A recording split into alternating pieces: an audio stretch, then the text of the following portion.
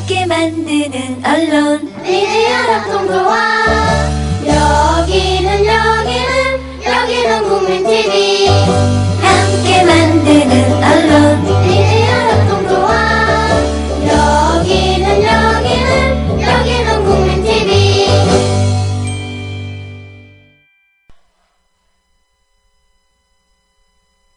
나란히 가지 않아도 우리는 하나. 세상은 힘들게 해도 우리는 조합원. 우리는 하나.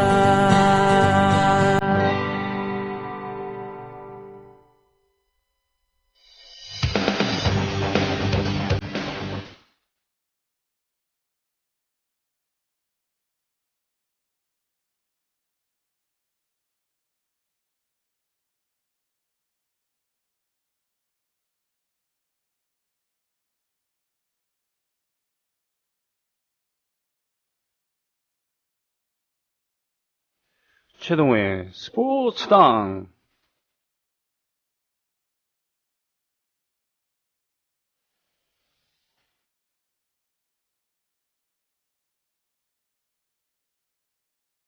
자, 이렇게 뜨거운 여름에 오히려 이열치열, 이거 저 아주 슬기로운 선택이라고 하죠.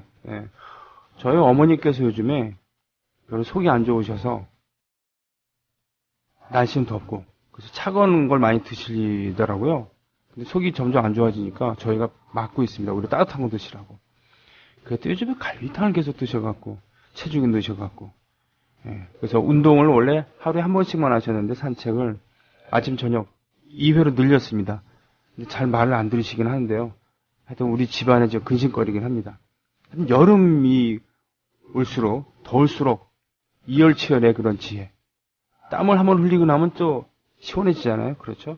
자, 스포츠 평론가 최동호 선생님께서는 이 이열치열에 대해서 어떻게 생각하실지 궁금합니다. 안녕하십니까? 예, 안녕하세요. 예, 이열치열 어떻습니까? 이열치열이요? 네. 저는 그렇게 크게 공감하지는 않는데, 딱 하나 진짜 시원하다고 제가 즐기는 순간이 딱 하나 있거든요. 뭡니까?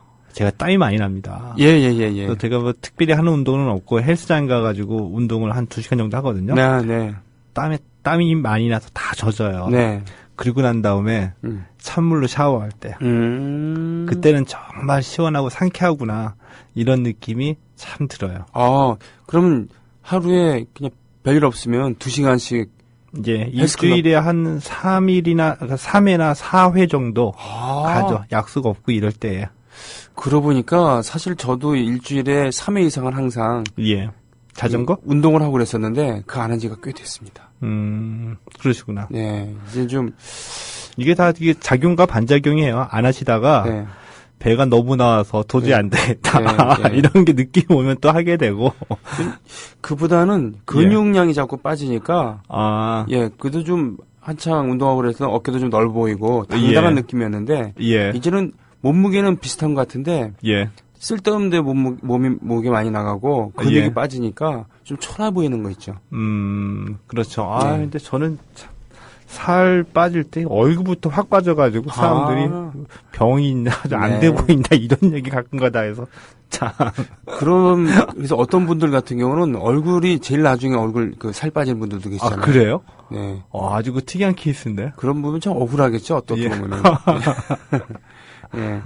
자, 오늘 스포츠 이야기 준비해 오셨는데 먼저 김성근 감독께서 KBO 문호 개방을 주장을 하셨다는데 이게 무슨 의미입니까? 그 KBO가 문호는 지금 개방되어 있습니다. 그러게 말해요. 네. 이 김성근 감독이 KBO의 문호를 개방하자라고 어제 주장을 한 겁니다. 그러니까 개인적인 의견을 기자들한테 얘기를 했는데 아주 그 극소수의 기자가 이거를 받아서 기사화를 한 거죠. 그러니까 이게 이 뜻이 외국인 선수들, 외국인 코치들을 수입을 하자 그런 의미입니까? 그렇다고 그러면 벌써 하고 있는 건 텐데. 자, 그런데 여기서 말하는 문호 개방이라고 하는 거는 아시아권 선수들을 우리가 적극적으로 영입하자는 얘기거든요. 아시아권 선수들. 예. 아시아권 선수들은 누구를 얘기하는 거냐? 네. 재미교포나 네. 제일교포, 네. 또 일본인 선수, 네. 뭐 타이완, 중국 선수들을 영입하는 데가 적극적으로 나서야 된다는 얘기입니다. 아, 주로 미국과 라틴 아메리카 계열의 예. 그런 선수들 용병을 수입했는데 그 선수들도 수입을 하되 네. 예. 근데 이 얘기가 왜 나왔는지 일단 배경을 잠깐 설명을 드릴게요. 네. 우리 야구가 인기 종목이잖아요. 네. 그래서 잘 될 것 같죠. 네. 아마추어 야구도. 현실은 정반대입니다. 그래요? 예. 뭐 야구뿐만이 아니라 뭐 축구, 농구도 다 마찬가지인데 이 학원 스포츠, 그러니까 초중고에 가게 되면은 이 선수들이 점점 줄어들고 있어요. 아, 그 얘기? 네네. 예. 네. 그러다 보니까 이 프로야구 10개 팀도 선수들이 없다고 지금 난리를 치는 거죠. 예. 예. 그 선수들이 없다라고 한다면은 국내 선수들도 육성을 해야지 되고 네. 우리가 저변을 좀 넓히는 방법 중에 하나로 해외 선수들에게도 눈을 돌려보자는 얘기인데 네. 아시아권 선수들이 왜 나왔냐면은 네. 그냥 외국인 선수를 뽑는다라고 했을 때 네. 이 아시아권 선수들이 이 메이저리그 출신들, 네. 그러니까 이 뭐 중남미나 미국 출신들보다 경쟁력이 약하겠죠. 그러게요. 그렇죠. 네네. 외국인 선수 팀당 현재 3명씩 뽑는데 이왕 뽑을 거 메이저리그 경력이 있는 휘황찬란한 경력이 있는 선수들을 뽑다 보니까 아시아권 선수들은 대부분 다 한국 프로야구 무대에서 뛸 수 있는 기회가 없다는 거죠. 아, 그렇게 그쵸? 되겠네요. 네네. 그러니까 이들을 외국인 선수하고 별개의 쿼터로 이 중에서 유심히 살펴보니까 충분히 1군 무대에서 뛸 수 있는 실력을 갖춘 선수들도 있더라. 예. 네. 그러니까 외국인 선수와 별개의 쿼터로 뭐 예를 들면 아시아 쿼터라고 해가지고 네. 뭐 한 명이나 두 명 더 뽑을 수 있게 하자. 네. 그러면 선수 보강이 될 거다라는 얘기를 한 거거든요. 예. 근데 뭐 프로 야구에 대해서 이제 뭐 역시 찬반 의견이 나눠집니다. 네. 그러니까 뭐 좋은 아이디어라고 하시는 분도 계시고요. 또 이제 국내 선수들 일자리가 감소된다. 네, 뭐 그렇죠. 반대하시는 분들도 계시는데 네. 뭐 다 일장일단이 있는 건데 저는 여기에 한 가지 더 의미를 추가하려고 합니다. 어떤 걸까요? 적극적으로 연구를 해봐야지 된다는 입장이거든요. 네. 왜냐하면 이것은 이 선수 충원이 되면은 네. 경기의 질이 높아지겠죠. 그렇죠. 선수들은 그렇죠? 뭐 훌륭한 선수들 예. 많이 오면은 그렇죠. 이 선수 충원의 의미뿐만이 아니라 시장 개척의 의미도 있다는 겁니다. 이거 네. 굉장히 중요합니다. 네. 그러니까 우리가 메이저리그 언제부터 봤죠? 메이저리그를 언제부터 봤냐고요? 예. 아, 그건 뭐 박찬호 선수 하면서부터 봤죠. 그렇죠. 20년 뭐 정도 됐죠. 예. 네. 왜 그 이유를 계속 봤는데 왜 볼까요? 우리 선수들이 뛰니까 보는 거죠. 그렇죠. 네, 네. 그렇죠. 네. 그래서 만약에 재미교포들이 들어와서 KBO 리그가 뛴다. 네. 재미교포 한국 프로야구 볼 가능성도 있겠죠. 그렇겠죠. 네. 중국 야구도 예전하고 다릅니다. 그렇습니까? 아시안 게임에서 우리가 붙었을 때 예전과 다르다는 느꼈는데 네. 이 가정해 보건데 중국 선수들이 와가지고 하는데 1군 무대에서 뛰고 있다. 예. 주전으로. 네. 중국인들 중에 한국 야구 보는 사람 생기겠죠. 없겠습니까? 예. 생기겠죠. 네네. 이게 시장 개척이라는 의미죠. 네. 그러면은 TV 중계권을 팔게 된다는 얘기입니다. 그렇군요. TV 중계권 팔게 되면은 그 외에 부수적으로 또 팔 수 있는 판매하는 것들이 네. 많이 발생하거든요. 네. 딱 한 가지만 예를 들게 되면 이 다저스가 박찬호 데리고 가면서 네. 처음에 중계했던 데 기억나세요? 경인방송에서 중계했어요. 맞습니다. ITV에서. ITV 예, 경인방송에서 중계했거든요. 근데 중계권료가 굉장히 처음에 헐값이었습니다. 맞아요. 예, 예. 그러니까 재정이 어려웠었던 그런 신생 예. 작은 방송국이었다. 그냥 ITV에서. 뭐 시체말로 그때 그 당시에 경인방송이 빨딱 섰죠. 네. 이 박찬호 중계해가지고. 네. 그래서 폭발적인 인기를 얻게 되니까 네. 지상파가 서로 싸웠죠. 네. 중계권 가져가려고. 그러면서 자기네들끼리 한 신사협정 다 깨트리고서 10배 이상을 주고 사갔거든요.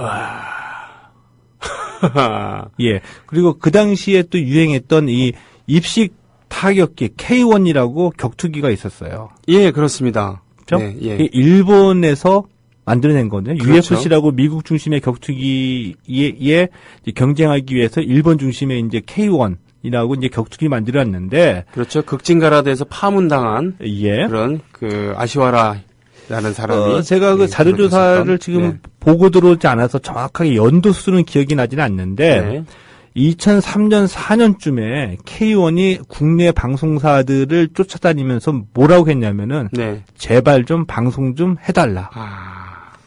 라고 해서 중계권료 싸게 줄게. 네. 1억 원만 받을 테니까 제발 방송 좀 해달라고 해서 그 당시에 아마 OCN 등등과 같은 이 케이블 PP에서 그 K1을 방영을 했거든요. 저도 처음 본 곳은 그런 지금보다 훨씬 인기가 없었던 예. 그런 초창기 리즈 시절에 예. 케이블 TV에서 처음 봤어요. 예. 네. 근데 그게 고도의 마케팅 전략이었습니다. 네.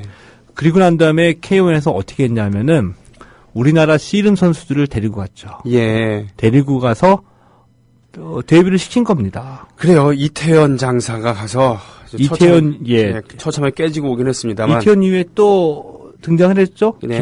최홍만. 예, 네. 다시 지금 또 등장하는데 최홍만이 강의되면서 폭발적인 관심을 모았거든요. 네, 그렇습니다. 그래서 그 OCN이 그 다음에 중계권료 협상할 때 일본 측에서 뭐라고 했는지 알아요? 뭐라 그랬어요? 100억 원을 내놓으라고 그랬어요. 100배군요. 예. 1억이 아니고 100배. 예. OCN 나가 떨어지고 돈이 안 되니까 네. 다른 곳에도 중계권료 주고서 네. 중계를 했거든요. 네. 이런 그렇군요. 겁니다. 네. 세상에. 근데 왜 이 K1을 안 보던 걸 보고 왜 뭐 잘 몰랐던 메이저리그를 왜 보느냐? 우리 선수들이 1등을 했죠. 그렇군요. 그리고 상대적으로 수준이 높게 느껴지는 무대에 가서 과연 얼마만큼 할 수 있을까에 대한 그 기대치와 네. 동경 이런 것도 좀 있잖아요. 그렇죠. 그러니까 우리도 이와 같이 예를 들면 동남아나 제미교포나 제일교포나 또 뭐 중국 선수들이 와서 뛴다고 한다면은 네. 이런 것이 바로 시장 개척이라는 거죠. 그렇군요. KBO의 글로벌 전략으로 충분히 연구를 해볼 만하다는 겁니다. 네. 그렇군요. 그래서 그런 측면에서 연구를 해볼 만하다. 예. 근데 다만 이제 예를 들면 일본이랑 우리랑 비교하기엔 좀 그렇습니다만 왜냐하면 일본은 워낙 아마추어 학교에서도 학원 스포츠도 사실 엘리트를 양성하기 위한 게 아니라 예. 공부할 거 하면서 그러면서 이제 오전 수업을 시키거나 아니면 오전 오후 다 수업을 시키고 방과 후에만 운동을 하게 하잖아요. 예. 그래서 운동을 마치고도 졸업을 하고서도 자기를 찾아가는데 우리는 그렇지 않다 보니까 뭐 아니면 도. 그래서 야구 아니면 말아야 되니까 점점 뭐라 그러나요? 선수 수급의 궁지에 몰리게 됩니다만 예. 그렇다고 해서 마케팅 측면으로만 생각해서 아시아의 다른 뭐 선수들을 영입한다 그러면은 결국 우리의 나라의 학원 스포츠랄까요? 그런 아마추어 야구, 아마추어 스포츠는 점점 고사하는 게 아니겠습니까? 그렇게 볼 수도 있고요. 네네. 그와 정반대의 현상이 나타날 수도 있습니다. 네. 뭐냐면 이 경기력이 증가가 되고 네.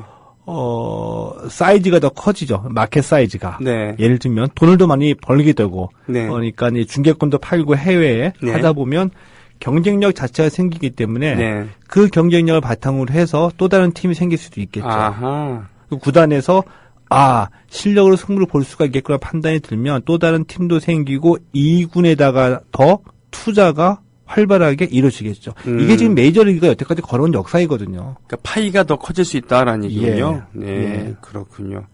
하긴 뭐 지금 학원 스포츠를 활성화하는 것은 어느 일면의 일방적인 책임이 아니기 때문에 우리 교육 환경도 있고 스포츠 전반에 대한 엘리트 스포츠냐 아니면은 아마추어 스포츠냐라는 그런 이런 것 저런 것도 있고 그럴 테니까요. 예. 예.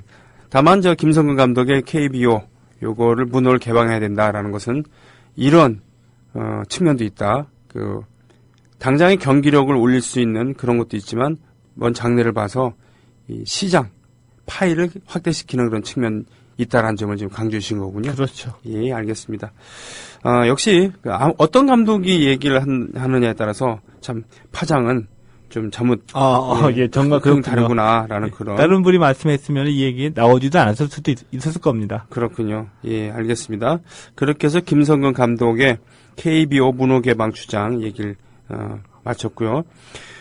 이승엽 선수 고개 숙인 세러머니 그렇죠. 지난주에 잠깐 화제가 된 적이 있었습니다. 그 예, 내용을 그렇습니다. 좀 얘기해 주실래요? 그러니까 이 스포츠를 우리가 배우고 가르치는 중요한 목적 중에 하나가 네. 프로 선수 돼서 뭐 돈을 많이 벌어라 이것도 있지만 네. 조금 너무 교과서적인 얘기지만 운동을 하게 되면 이 스포츠가 갖고 있는 본래의 가치, 최선을 다하고 상대방을 배려하는 이런 이 가치들을 좀 내면에 체득하는 그렇죠. 이런 게 이제 원래 그 목표이거든요. 근데 현실은 그렇지가 않죠. 네. 이 교과서적인 얘기인데 또 이런 거에 대해서 많은 분들이 좌절하고 안타까워하는데 이승엽 선수는 그렇지 않은 운동선수도 있다는 것을 지난주에 보여줬죠. 네. 예. 그러니까 6월 23일 이 롯데전에서 이 사직구장 경기였었거든요. 네네. 이 8회에 투런 홈런 날렸는데, 진짜 이 대형 홈런이었습니다. 보통 웬만한 홈런의 비거리가 110m에서 한 120m 정도 되거든요. 네. 근데 이날이 140m짜리를 날렸어요. 장외 홈런이었죠. 장외 홈런이었었죠. 네. 와. 그리고 이제 이 그라운드를 도는데 세리머니가 없이 그냥 고개를 푹 숙이고 돈 겁니다. 아니 이승엽 선수 같은 선수가 왜 고개를 숙이고 왜 팀이 지고 있었나요? 뭐 이기고 있었었죠. 아, 그래서 그래요? 이제 궁금했던 기자들이 물어보니까 이승엽 선수가 이렇게 얘기했죠. 이 상대 투수가 홈런 맞았던 상대 투수가 이 롯데의 21살 조현우 선수였었거든요. 아이고 애송이네요. 예, 조현우 그렇죠? 선수가 네. 지난해에 그 KT에 입단했다가 네. 올 시즌에 그 KT하고 롯데하고 대형 트레이드 4대4 트레이드 할 때 이때 이제 롯데 유니폼으로 입게 된 그러니까 프로 데뷔 2년 차 선수였었죠. 네. 이것을 감안해서 이승엽 선수가 어린 선수 너무 기죽이는 것 같아서 미안하다. 네. 나도 모르게 그렇게 됐다. 이렇게 얘기를 한 거였었죠. 이런 선수도 있다는 겁니다. 하긴 제가 홈런 치고서는 울먹거리는 모습을 본 적이 있었는데 이승엽 선수가 예. 그게 아시안 게임이었나요? 아니 그 올림픽이었나 참? 네 거기서 내내 부진하다가 그게 베이징 올림픽 때 정도 됐을 겁니다. 요미우리에서 하라 감독 네. 밑에서 네. 온갖 수모와 고생하다가 예. 그 대표팀에 왔는데 대표팀에서도 조별리그전 때 성적이 안 좋았죠. 계속 죽었어요. 예. 네. 네. 베이징 올림픽 때였을 겁니다. 그러다가 3점 홈런인가요? 하여튼 홈런을 친 다음에 예. 그 정말 내내 죽쓰다가 그걸로 결국은 군 면제받고 예. 그리고 메달 따게 되고 대표팀에 결정적인 기여를 했는데 그때 소감을 묻는데 울먹거리면서 예. 너무 미안해서 너무 미안했다 그동안 예. 막 울더라고요. 그래서 그 병역 면제와는 전혀 상관이 없는 이승엽. 예? 그러나 후배들에게 그 선물을 주고 싶어서 정말 노심초사 마음을 썼었구나. 라는 이런 마음이 다가왔는데 이런 사람에 대한 배려가 몸에 배어있는 그런 선수군요. 그러니까. 그렇죠. 그리고 제가 막 확인해보진 못했는데 이승엽 선수가 그 기부를 많이 한다고 하더라고요. 아, 네. 근데 알려지지 않은 기부를 많이 한다고 합니다. 그러니까는 내가 우리 사회로부터 모든 스타들이 이런 얘기를 똑같이 하지만 똑같이 행동하지는 않죠. 우리 사회로부터 너무나 많은 도움을 받았다, 사랑을 받았다. 네. 나는 보답하고 싶다. 이런 말까지는 하는데 네. 뭐 1억 원 내고서 1억 원 냈다고 보도자료 다 보내는 스타들이 대부분이지만 뭐 주변 분들 얘기 들어보면 이승엽 선수가 자기가 하는 선행에 대해서 알리지 않고 선행을 많이 한다고 얘기를 하더라고요. 그렇군요. 예. 그리고 내내 겸손함을 유지하는 것도 쉽지 않은데 예. 항상 보면 운이 좋았다라고 홈런 때리는 거 보면은 운이 좋았다고 얘기를 뭐 하고 실투였다라고 얘기를 하지 자기가 잘해갖고 한 게 아니다라는. 예. 그러니까 그 김재동 씨 있죠. 예. 김재동 씨가 대구에서 무명의 그런 행사 MC 진행하는 행사 MC로 할 때 이승엽 씨 일부러 자기 차를 몰고 갔대요. 예. 그래서 김재동 씨를 모시고 가기도 하고 모셔오기도 하고.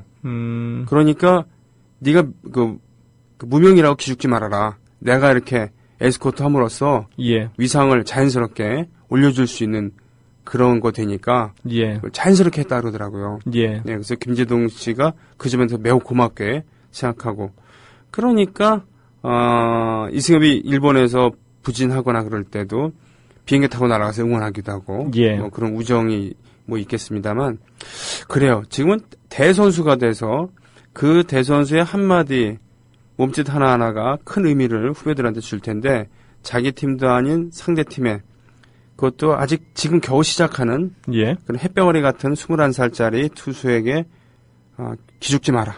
승부의 세계는 냉혹하니까 어쩔 수 없이 내가 홈런을 쳤다만 기죽지 말아라고 그렇게 그 격려하고 싶었던 마음이었거든요. 예. 네. 그래서 짧게 한마디만 더 네, 말씀을 드리자면은 네. 그래서 우리가 이런 것들을 높이 평가하고 얘기를 자꾸 많이 해줘야 됩니다. 그런가요? 이런 사례를 그러니까 이 스포츠 현장에서는 네.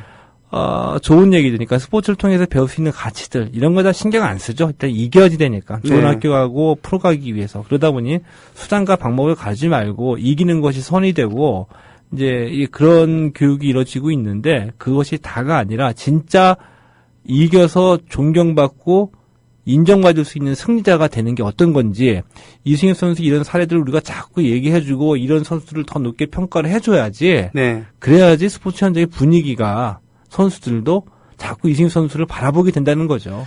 어쨌든 어떻게 됐든 뭐로 가도 서울로 가면 된다는 것처럼 어떻게든 우승하고 메달만 따면 된다. 예. 라는 것 때문에 현장이 많이 왜곡되어 있는 건 사실 아닙니까? 많이 왜곡되어 있죠. 그렇죠. 예. 네, 그러니 승자는 the winner takes it all. 승자만이 모든 걸 갖는다고 해서 2등은 절대로 기억하지 않고 어떻게든 네. 그리고 학원 스포츠에서도 대학 진학을 위해서는 어떠한 편법과 뇌물 그리고 경기 조작까지도 서슴지 않는 참 안타까운 일 아니겠습니까 지금? 그렇죠. 한때 위대했던 그러게요. 예.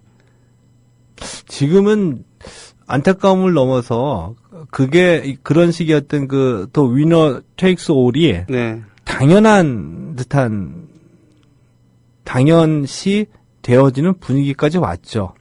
그것이 프로인 것처럼 느껴지고요. 제가 기억하기로는 간장 배달하는 그런 집 아들로 정말 고생해서 유도 금메달을 따고 예. 안병근 선수 맞죠? 예. 예. 그분이 대표팀 코치도 역임하고 성과도 많이 내고 그랬습니다. 이번에 온갖 비리에 손을 다 담근 조작, 뇌물, 수수 등등. 예. 네. 조인철 감독도 그렇고 지금 예. 둘 다 용인대 교수잖아요. 예. 그 유도 영웅들 아니었습니까, 정말? 근데 이번에 밝혀졌던 조인철 교수하고 안병근 교수 같은 경우에는 예를 들면은 전국체전에 부정 선수들을 보냈다는 거죠. 네. 그러니까 이 본적에 따라서 출전해야지 되는데 그렇지 않은 선수들을 이제 시도에 지원을 해줘가지고 시도 입장에서는 자기네들의 실적을 내야지 되니까 네. 보내주면서 또 이 보내주는 대가로 또 금품을 받았다는 얘기인데. 네. 제가 보기에는 조인철이나 이 안병근 이 감독들은 죄의식 없이 이렇게 했을 수도 있습니다. 무슨 뜻이냐면은 아주 오래전부터 그렇게 해왔으니까 자기가 선수 때서부터 자기의 감독들 그리고 학교에서 코치할 때서부터 그 학교의 그 교수들이 네. 계속 해오던 일이었을 수 있습니다. 네. 그러니까 아주 오래전부터 해오던 일을 그들은 그냥 한 거죠. 네. 잘못인 줄 모르고. 네네. 그렇군요. 그만큼 그 부패 정도가 정말 심하다는 그런 얘기일 수 있겠군요.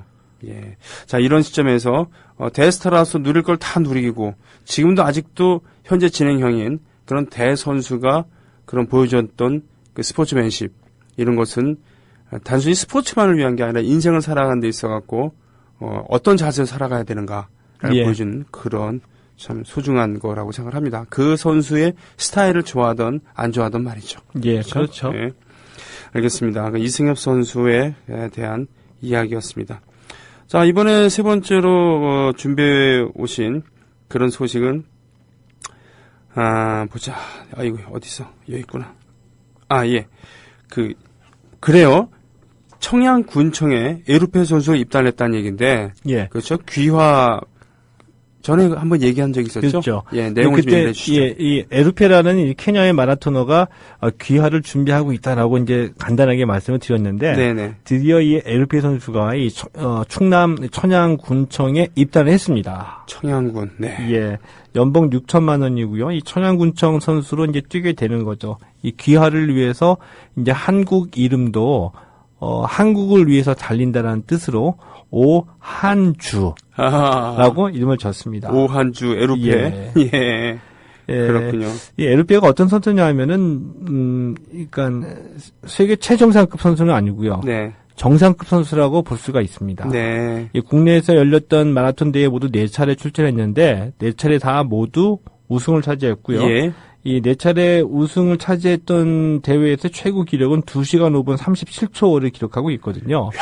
그러니까 세계 정상급에 올라가 있는 선수라고 이제 볼 수는 있습니다. 네. 자, 그런데 문제는 문제. 이 선수가 이제 귀화를 전제로 해서 한국에 입단한 거죠. 네. 그 귀화를 추진하고 있습니다. 네네.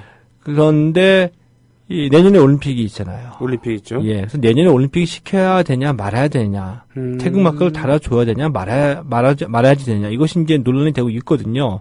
근데 저는 이 간단하게 말씀드리면은 이 귀화까지는 귀화는 개인의 선택이잖아요. 그렇죠. 그렇죠. 그래서 합법적인 절차에 따라서 귀화를 하겠다는 것을 우리가 막으면 안 된다고 생각합니다. 네. 이미 뭐 아이스하키에 이 평창 동계 올림픽용 귀화 선수들이 이미 4명이나 있고요. 그래요? 탁구에도 뭐 당해서 선수를 비롯해서 석하정 같은 이미 올림픽에 출전해서 메달을 딴 선수들이 있거든요. 네. 그런데 마라톤만큼은 안 된다. 또 뭐 아프리카 출신이니까 안 된다. 혹시라도 이런 얘기가 있다고 한다면 굉장히 차별적인 요소라고 보기 때문에 귀화 자체를 막을 수는 없다. 네. 귀화해서 한국 사람이 됐으면 한국 국내의 법규나 규정에 따라서 태극마크를 달고서 올림픽에 출전해도 된다는 생각인데 문제는 이 에르페 선수가 2012년도에 아프리카에서 도핑 양성 반응이 났던 선수입니다. 아, 그래요? 예. 아이고. 그래가지고 징계를 2년 출전 정지 징계를 받았거든요.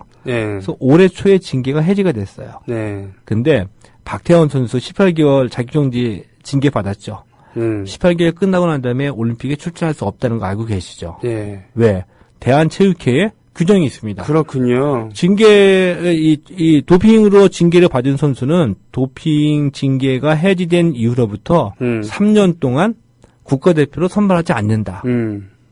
라는 규정이 있기 때문에 리우 올림픽에 출전하지 못하는 겁니다.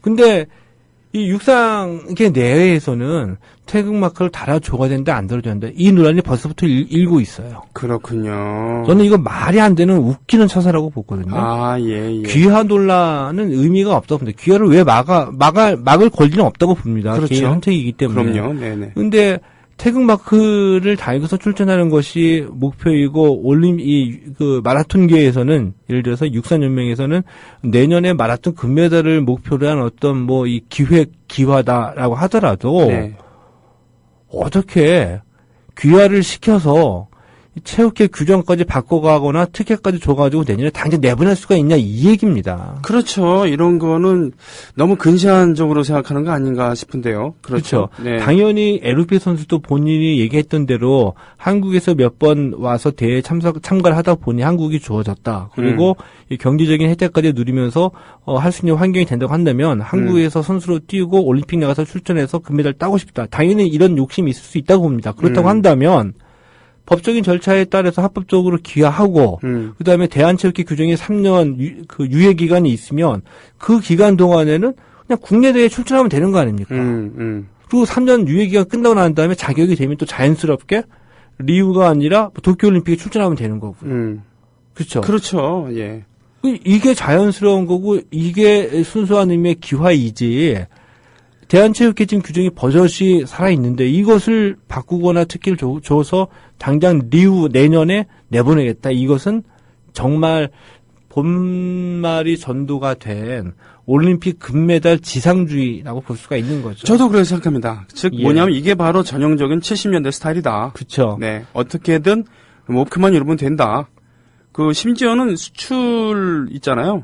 수출 목표를 달성하기 위해서 내년에 수출해야 될 것들 밀어내기 12월에 예, 그걸 12월에 어떻게든 실적으로 둔가시키는 그런 것도 해왔다 그러는데 이것이 바로 성과 위주의 그런 것이란 거죠. 지금 그런 것 때문에 결국은 그런 성과 위주의 정책, 성과 위주의 경제 뭐 이런 것 때문에 그 많은 부작용이 일어나고 그리고는 그 허약한 토대에서 밀고 가다가 결국은 IMF 같은 것도 들어온 거 아닙니까? 그렇죠. 예. 제가 이 에르페와 정반대의 진심 어린, 진정성 있는 이 탁구 선수의 귀화 얘기를 간단하게 말씀을 드리겠습니다. 이 베이징 올림픽에서 여자 단체전에서 동메달 땄던 이 대한항공의 당에서 그 이전에 중국식 이름은 아마 고팡팡이었던 걸로 제가 기억하고 있는데 당에서 선수가 중국에서 기여한 탁구 선수거든요.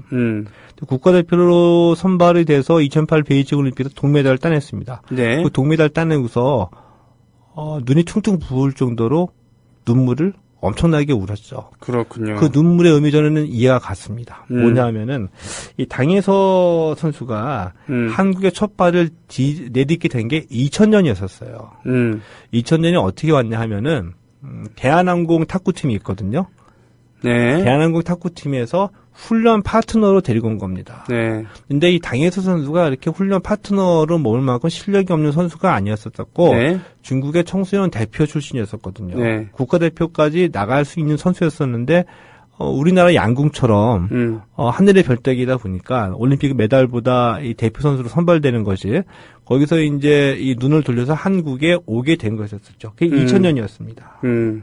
2000년이었었고요. 그 다음에 이 훈련 파트너로 있게 되면서 귀화를 제의를 받기도 하고 고민도 하고 하다가 2007년에야 귀화 시험을 봤거든요. 한국어도 배우고 하느라고 이미 이제 귀화를 하겠다는 결심을 내린 상태에서 한국어도 배우고 순서를 밟아 나가겠다. 그 탁구계의 이 훈련 파트너로 온 선수들에 대한 어떤 그 규정 등이 있기 때문에 곧바로 귀화를 한 것이 아니라 2007년에 귀화 시험에 합격해가지고 2008년에 태극마크를 달게 된 거죠. 대표로 선발이 된 것이었던 거죠. 그래서 2000년에 한국에 첫발 내딛고 난 뒤에 2008년 베이징 올림픽에서 동메달 따기까지 무려 9년이 걸렸습니다. 한국에 귀화해서 한국 대표로 올림픽에 나가서 메달 따기까지 9년이라는 세월을 기다려 온 거였었거든요. 이게 그렇군요. 왜 대단하냐 하면은 한국에 2000년에 처음에 올 때 이 당에서 선수의 나이가 19살 있었어요. 그래가지고 2008년에 이 동메달 딸 때가 27살이었거든요. 그렇군요. 60살, 50대도 아니고 19살에 와가지고 한창 피 끓는 청춘이지 않았습니까? 그렇군요. 대한항공 소속 선수들보다 오히려 본인이 실력이 더 좋은데도 그냥 훈련 파트너 하면서 꾹꾹 참고 그날만을 기다려온 거였었죠.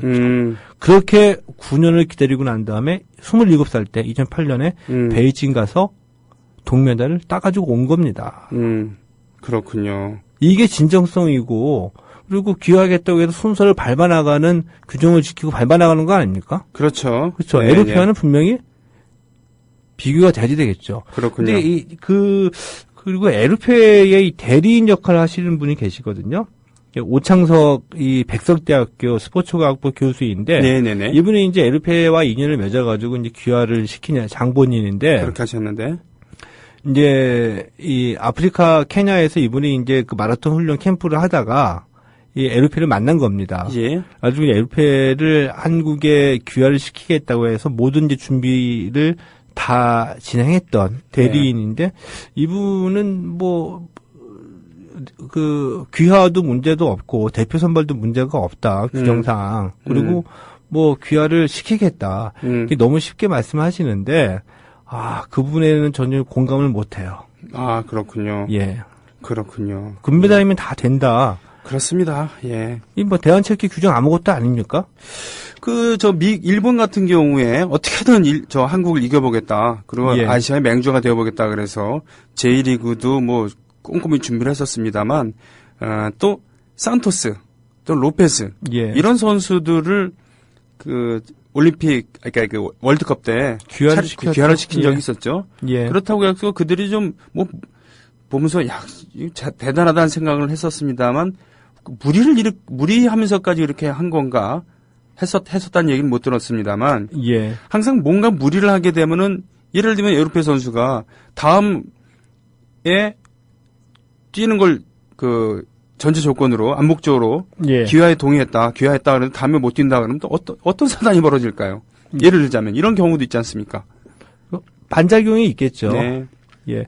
이미 반짝 일회용 귀화 선수도 많이 있고요. 네. 그리고 귀화를 시키는 가장 큰 효과는 그 선수로 인해서 예를 들면은 뭐 리우 올림픽 때 금메달을 따는 것도 중요하겠지만 그 선수가 한국에 젖어들게 되면서 그 선수의 후배들, 제자들로 인해서 그 해당 종목의 수준이 한 단계 업그레이드가 돼야지 되거든요. 네네. 그것이 진정한 이제 효과라고 볼 수가 있는 거죠. 네. 근데 뭐 반짝 일회용으로 끝나버리게 되면 굉장히 안타깝게 될 수도 있겠고요. 네. 저는 사실은 좀 의문스러운 게, 지금 이제 평창 동계올림픽이 있기 때문에 네. 이 동계올림픽 종목에 관해서 좀 투자가 그래도 좀 이루어지고 있거든요. 네. 그래서 대표적으로 아이스하키를 엄청나게 밀어주고 있습니다. 꿈도 못 꾸던 저 유럽 쪽에 그 훈련도 전지훈련도 많이 가고요. 그래서 뭐 라돈스키를 비롯해서 이 북미 아이스하키 리그에서 뛰었던 선수들 4명이나 지금 귀화를 시켰거든요. 근데 명백히 이제 기회입니다. 그 선수들이 평창 동계올림픽 이후에 한국에 계속 남을지 안 남을지는 뭐 아무도 장담을 못 하죠. 못 하는데 만약에 이 선수들이 우리가 이 평창 동계올림픽에서 동메달을 땄다. 기적 같은 일인데 그 순간을 한번 그려보는 겁니다. 근데 이 주전 선수들의 한 절반가량이 다 외국인 선수 100인이었었다라고 했을 때 우리가 과연 그 기뻐하고 즐거워하고 자랑스러워만 할 수는 있을런지에 네. 대한 의문이 없지는 않고요. 그리고 평창 동계올림픽 끝나고 난 뒤에 이들이 썰문처럼 빠져나갔다. 라고 했을 때 과연 남는 것은 무엇인가? 그러니까 이들이 그래도 한 4년 정도 우리와 함께 하면서 그 한국을 사랑하는 마음으로 후배들도 길러내고 기술도 전수하고 이 제자들도 길러내고 이런 것들이 씨앗이 돼가지고 향후 뭐 3년 뒤, 5년 뒤, 10년 뒤에 아이스하키 발전의 밑거름이 돼야지 되는데 그런 것도 얻지 못하고 그냥 일회용으로 진짜 평창 동계올림픽만을 위해서 잠깐 왔다가 머무르고 간다고 한다면은 네. 이렇게 국민들의 어떤 뭐 지지나 감동을 남겨주지는 못할 것 같다는 생각이 들죠. 그렇군요. 알겠습니다. 자, 이 부분에 대해서는 우리가 분명히 이런 측면이 있다는 것, 그리고 이제 이 스포츠라는 것에 대해서 우리가 어떻게 봐야 되는 것인가에 대한 예. 그런 이야기일 거고, 아마 그렇죠. 앞으로 이렇게 근시안적이고 또 일에 닥쳐서 성과 위주로 가는 그런 스포츠 행정은 점차 지양되지 않을까 싶습니다. 미디어 비평 말이죠. 스포츠 미디어 비평. 추성훈 선배처럼 귀화하지 않겠다. 안창림. 네, 이런 선수가 있는 모양이군요. 예. 예, 안창림, 추성훈 선배처럼 귀화하지 않겠다. 이게 기사 제목이라는 거군요. 예, 제목이었습니다. 예, 얘기 좀 해주시죠. 안창림, 추성훈 선배처럼 일본으로 귀화 생각 없다. 네. 오스엔의 2014년 11월 28일 기사거든요. 이 예. 제가 잠깐 말씀을 드렸는데, 네네. 2015년 올해, 그러니까 이번 달 6월 24일에 또 KBS 이 취재 후라는 인터넷용 기사에서 네. 나는 추성훈과 다른 길을 간다. 네. 이런 기사가 나왔습니다. 네. 저 이러면 안 된다는 생각이 자꾸 말씀을 드리는 건데, 네. 안창림이 누구냐면 21살이고요. 네. 제1교포 3세입니다. 네. 2013년도에 이 전일부라 학생 선수권 대회에서 우승을 차지했어요. 아, 그래요? 귀화 제의도 받았는데 뿌리치고 2014년 지난해 용인대에 편입해가지고 대표로 선발돼서 활동하고 있거든요. 네. 근데 지난해 말에 이 제주도에서 열렸던 이 제주 그랑프리에서 우승을 하게 되면서 네. 이제 눈에 띄게 되고 주목을 받게 된 겁니다. 네. 그래서 이때에 이 안창림을 소개하는 기사들이 많이 나왔었죠. 예, 그렇군요. 그때에 나온 기사들이 다 이런 코드를 심어냈습니다. 아, 그렇군요. 근데 우리가 뭐 추성훈 선수에 관해서는 잘 알고 있죠. 네네. 이 98년에 이 부산시청에 왔는데 부산시청 자체도 유도계에서는 비주류였었고, 네. 그러니까 결국 이제 3년 7개월 만에 이제 일본으로 돌아가서 일본으로 귀화를 했다는 거죠. 아, 일본으로 귀화를 했다는 겁니까? 예, 일본으로 귀화를 했습니다. 네, 그래서 네. 안창림은 추성훈 선배처럼 귀화하지 않겠다. 아, 이런 얘기였었죠. 그렇군요. 근데 일본으로 떠나가면서 추성훈 선수 이런 얘기 남겨갔습니다. 일본에서는 한국인이라고 차별하고, 그렇죠. 한국에서는 또 반쪽거리라고 차별하고, 네. 나는 여기에서 유독의 파벌 때문에 한 판이 아니면 이길 수가 없었다. 네. 오죽했겠습니까? 예. 예, 이런 얘기하고 떠나갔으니까 우리가 어떤 사연이 있었는지 짐작할 수 있는 거 아닙니까? 그러게요. 지금 뭐 국내에서도 학교의 그 학벌에 따라서 경기 예. 결과가 뒤바뀌고 이러는 것이 뭐 사실은 공공한 비밀인데. 예. 근데 오죽했겠어요. 이런 것들을 워낙 많이 보도가 됐기 때문에 우리가 알고 있는데 네. 이런 사연을 두고서 안창림을 띄우기 위해서 안창님을 소개하고 칭찬하기 위해서 네. 추성을 이렇게 사용하면 되겠습니까? 아, 바로 그 얘기군요. 안 되는 거죠. 네. 근데 이게 얼마나 소설성에 가까웠는지를 제가 이제 소개를 해드릴게요. 네. 예를 들면은 이 KBS 이 취재 후에 나왔던 기사의 본문 중에 네. 이 기자도 이렇게 글을 쓰면서도 제목을 이렇게 달았어요. 어떻게? 뭐냐 하면 본문 중에 이런 내용이 있습니다. 이 창림이는 추성훈과 비교되는 것을 제일 싫어합니다. 오. 제일도프 유도 선수라는 이유로 사람들은 추성훈과 안창림을 비교한다. 네네. 안창림은 그럴 때마다 굳게 입을 다문다. 그래서 송대남 코치가 미리 당부했다. 추성훈에 관한 질문은 안 했으면 좋겠다고 부탁했다. 이게 무슨 사연이느냐 하면은 이게 이제 네. 기사의 본문이거든요. 네네.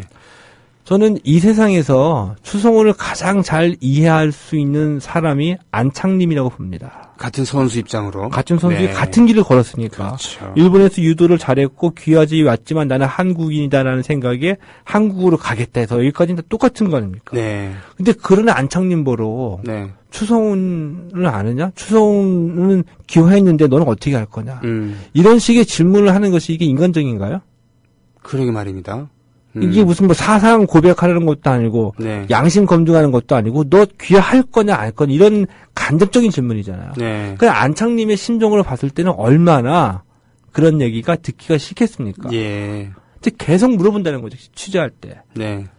그래서 이에 대한 얘기가 있어요. 뭐냐 하면은 이제 오센 같은 경우에는 이제 이 기사 또 오센이 쓴 기사 내용 중에 네. 이 추성훈 선배에 대한 이야기는 잘 알고 있다. 하지만 나는 절대로 일본에 귀화할 생각이 없다. 네. 일본에서 귀화제를 받기는 했지만 현재 최선을 다하는 것이 가장 중요하다라고 강조했다. 이렇게 그렇군요. 얘기를 써냈는데 네. 이런 류의 기사는 이미 설계를 가지고 기사의 구성을 가지고 들어간 거죠. 뭐냐면 이 안창님은 제일교포다. 그리고 한국에 왔다. 얘는 절대로 귀화하지 않고 태극마크를 달고서 올림픽에 출전해서 금메달을 따는 것을 목표로 하는 애다. 네. 그리고 이하정 반대의 사례로 추성훈을 그려내면서 어떤 애국주의 그리고 제일교포가 이 한국으로 와서 성공하는 어떤 이런 것들이 애국이고 제일교포 입장에서 가장 선이고 이런 것들 머릿속에 이 가치를 갖고서 이미 접근한 거 아닙니까? 네, 그렇군요. 그러니까 안창님한테 물어보는 게 자꾸 강요하듯이 귀화할 거냐 안 할 거냐 네. 추성훈에 대해서 어떻게 생각하냐 이런 얘기를 한 거였었죠. 네, 네, 네. 근데 이 기사가 왜 제가 소설성에 가까운 거냐라고 말씀을 드렸냐 하면은 저와 똑같은 생각을 갖고 있는 동아일보 기자가 이렇게 이 속사정을 지적을 비판했습니다. 예. 이 동아일보에 나온 기사예요. 그러니까 안창님하고 안창님 코치 만나가지고 인터뷰한 내용을 인용을 했습니다. 네. 포털을 따서 네. 그러니까 기자들이 추성훈에 대해서 많이 물으시는데 말 못합니다. 어떤 분인지 잘 모르기도 하고 제 얘기가 기사에 이상하게 나와 그걸 그분이 보면 기분 나쁘실 겁니다. 그렇죠. 솔직히 귀화는 어쩔 수 없는 일인데. 그렇죠. 물어본 기자가 부끄러웠다. 유도 청년 안창님은 그렇게 얘기할 만한 이유가 있었다. 그 국제대회에서 금메달을 딴 그에게 기자들이 모여들었다. 추성훈을 아느냐는 질문이 나왔고 귀화할 생각이 있느냐는 물음도 있었다. 이후 안창님은 추성훈처럼 귀화 생각 없다라는 기사가 나왔다. 수많은 댓글이 달렸다. 추성훈을 비난하는 내용이 많았다. 최근에 만난 안창님은 자신의 대답을 유도해서 짜깁기한 기사가 나올까 우려하고 있었다. 이겁니다. 이런 식입니다. 그렇군요. 네. 자, 그렇습니다. 이게 참 되게 웃긴 건데, 선수한테 자신의 얘기만 물어보면 되는데, 꼭 다른 걸 물어보면서 어떻게 생각하느냐. 그러니까 먹힐 만한 코드가 있다. 네. 라고 자기가 이제 그림을 그린 거죠. 네. 그렇죠? 그래가지고 그 대답을 얻어내기 위해서 안창님한테 계속 물어본 거였습니다. 아니, 전 그런 게 다른 데도 적용되는 게, 예를 들면은, 미국 메이저리그를 취재한단 말이에요. 예. 감독이 됐던, 거기 선수가 됐던, 분명 한국 선수들에 대해서 궁금하긴 하겠죠. 예. 근데 그게 도가 지나쳐서, 분명히 활약을 열심히 했던 선수가 있고, 훌륭한 작전을 세운 감독이 있으면, 그걸 위주로 질문해야지. 왜 추신수에 대해서만 맨날 질문하냐고요. 안 그렇습니까? 예, 맞습니다. 네. 안창림 선수면은 안창림 선수에 대해서만 질문하면 되지. 왜 자꾸 추성훈을 물고 늘어지냐고요. 예. 정말 무례한 거 아닙니까, 이런 거는? 무리한 거죠. 네. 무리한 거고, 이게 두 가지의 결정적인 실수가 있다. 그러니까 미리 그림을 그려가지고, 그 자기가, 그려놓은 그림에 맞게, 왜곡해서 갖다 썼다라는 얘기 하나가 있고요. 네. 이런 결과 중에 하나가 추성훈을 인격적으로 살인한 거라고 봅니다. 아, 그렇죠. 왜냐하면, 추성훈 선수 저는 도저히 저는 흉내도 내지 못할 정도로 치열하게 유도 하나 붙잡고서 치열한 삶을 살아왔다고 생각을 하거든요. 네.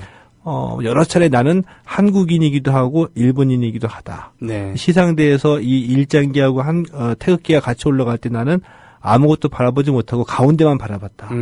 이런 식으로 하면서 제일교포의 삶, 유도 선수로서의 인생, 네. 한국에 왔다가 또다시 좌절하고 일본으로 돌아갈 수 없었던 이 제일교포였던 슬픈 운명 속에서도 끝까지 살아남기 위해서 유도하고 격투기 하면서 성공까지 간 거 아닙니까? 치열하게 그렇죠. 살아온 것이다. 네. 이런 삶을 단순히 일본으로 귀화했다는 사실 하나만 가지고 네. 이렇게 평가절하고 깎아내릴 수가 있습니까? 단순히 기사 하나 자신이 그려놓은 구도대로 쓰기 위해서? 그것도 어줍지 않은 애국주의 말이죠.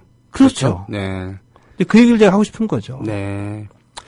그래요. 알겠습니다. 그래서 하여튼 안창림 선수는 안창림 선수 나름대로 정말 건투를 바랍니다. 일단 손뼉 한번 같이 쳐볼까요? 예. 안창림 선수는 차별을 받을 것 같지는 않아요. 왜냐하면 용인대로 갔어요. 아이고. 용인대학교는 메이저니까. 네. 예. 자, 그리고 추성훈 씨 지금 뭐 격투기 선수로도 활동하고 예능에서도 존재감을 보이고 있습니다만 남자로서 참 이럴 땐 남자로서라는 표현을 한번 쓰고 싶은데 멋진 남자 아닙니까 정말 남자가 봤을 때. 멋진 남자인데 네. 저 그거 보고 깜짝 놀랐어요. 뭐요? 예전에 부채 도산가 네. 강호동 씨가 하는 거 네. 거기서 나왔을 때 역시 극과 극은 통한다는 걸 제가 느꼈는데 노래를 불렀잖아요. 그렇죠. 노래 불렀을 때 노래도 물론 잘했지만 그 격투기 선수, 유도 선수의 그 이미지와 어울리자 굉장히 감수성이 뛰어나다고 느꼈었거든요. 그래서 화가 났어요. 정말 저렇게 잘났다니 이러면서. 예. 나는 도저히 그의 발끝도 쫓아가기 힘들겠다. 나 같은 인간은. 예. 저런 감수성, 저런 운동 신경, 그리고 삶에 대한 치열한 자세. 그러니까 저 정도 할 수 있는 거구나. 이제 그런 어떤 자책감도 느꼈고요. 그 모든 일에서 성공할 수 있고 이 노력하고 불굴의 의지는 역시 이 감수성이 뛰어나야지 된다. 이런 거 하나 느꼈죠. 좋습니다. 자, 여자 마이너스 20 대회 때 프랑스와 승부차기에 져서 8강 진출 실패가 아니라 4강 진출 실패다라고 지난주에 방송했던 것 중에 정정해달라고 올라왔습니다. 여자 팟캐스트에서 8강 토너먼트 때 프랑스를 만났으니까 여자 20대회에서 프랑스 승부차기에 져서 8강 진출이 아니라 4강 진출 실패라고 이렇게 얘기를 해주네요. 이게 여자 월드컵 얘기였나요? 그런가 보죠. 지난주 팟캐스트 한번 들어가 보시고 한번 반응을 좀 달아주십시오. 고맙습니다. 예, 고맙습니다. 네. 국민라디오 팟캐스트 응원하는 가장 쉬운 방법 아시나요? 다운로드하기, 별점 주기, 댓글 달기, 구독하기. 국민라디오 팟캐스트 널리 알리는 가장 쉬운 방법. 다운로드하기, 별점 주기, 댓글 달기, 구독하기. 기억하세요. 다운로드하기, 별점 주기, 댓글 달기, 구독하기.